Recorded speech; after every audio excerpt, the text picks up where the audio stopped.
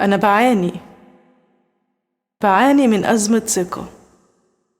بعاني من أزمة ثقة لأني اتوجعت، ومش من حد غريب، من أقرب الناس لقلبي، من حد كنت شايفة إنه الأمان، كنت حاطة فيه ثقة ملهاش حدود، حد اديته قيمة كبيرة في حياتي كنت شايفاه استثناء، بس طلع نسخة من الناس اللي بتكسر من غير ما تفكر.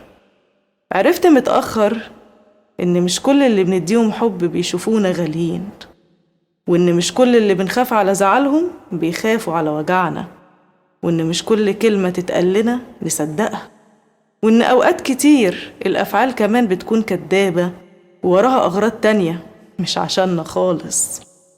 المشكلة إن الصدمة وجعتني في ثقتي، خلتني أشك في نوايا الكل، بقيت أخاف أصدق إن حد ممكن يحبني بجد.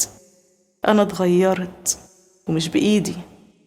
أنا الألم علمني إن أقرب الناس ممكن يكونوا أول حد يكسرنا، وإن الطعنات مش بتيجي من بعيد، دي ممكن قوي تيجي من اللي كنا فاكرينهم ظهر.